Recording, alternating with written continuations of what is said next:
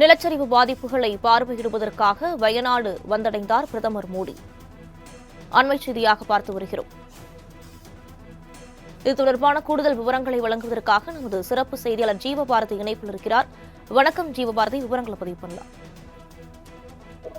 வினிதா, கேரளாவில் உள்ள வயநாடு பகுதிகளில் ஜூலை 30 அதிகாலை ஏற்பட்ட நிலச்சரிவின் காரணமாக 400க்கும் மேற்பட்டோர் பலியாயிருந்தாங்க. தொடர்ச்சியாக மீட்பு பணி நடந்துட்டு இருந்துச்சு. பல நூறு பேர் தொடர்ச்சியாக அந்த மீட்பு பணியில மீட்கப்பட்டிருந்தாங்க. இந்த நிலையில இந்த நிலச்சரிவு ஏற்பட்டு கிட்டத்தட்ட 10 நாட்களுக்கு பிறகாக இன்றைய தினம் பிரதமர் மோடி அவர்கள் வயநாட்டில் ஆய்வு செய்யறாரு.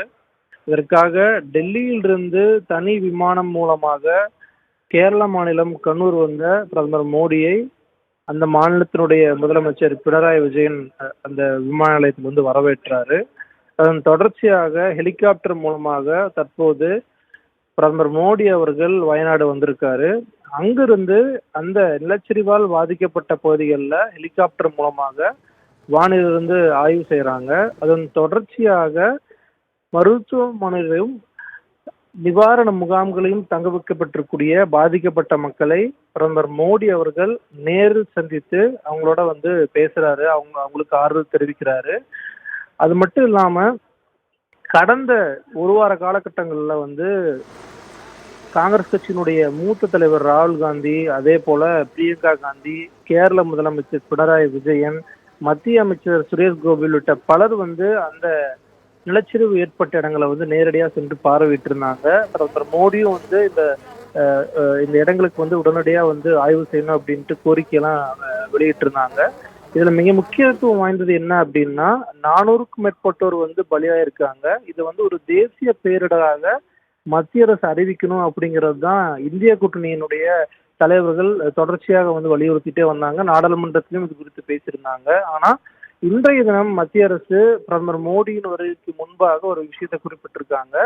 வயநாடு இந்த நிலச்சரிவு அப்படிங்கிறது பேரிடராக அறிவிக்க முடியாது, அதற்கான விதி இல்லை.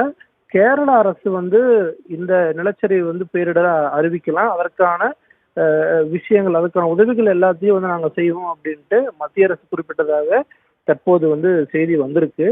பிரதமர் மோடி அவர்களுடைய இந்த ஆய்வுக்கு பிறகாக எத்தகைய ஒரு அறிவிப்புகளை பிரதமர் மோடி அறிவிக்க இருக்காரு அப்படிங்கறதா மிக முக்கியத்துவம் வாய்ந்ததா இருக்கு. ஏன்னா கடுமையான பாதிப்புகள், அதிகப்படியான பலி எண்ணிக்கை அப்படிங்கும் போது மாநில அரசு அவர்களுக்கான ஒரு காம்பன்சேஷன் கொடுத்திருந்தாலும் கூட மத்திய அரசு என்ன மாதிரியான ஒரு உதவிகளை வழங்க இருக்காங்க அப்படிங்கிறது தான் மிக முக்கியத்துவம் வாய்ந்ததா இருக்கு.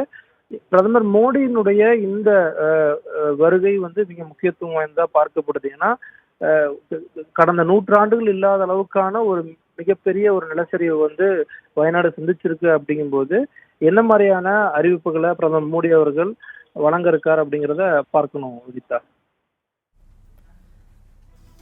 விரிவான விவரங்களுக்கு நன்றி ஜீவபாரதி.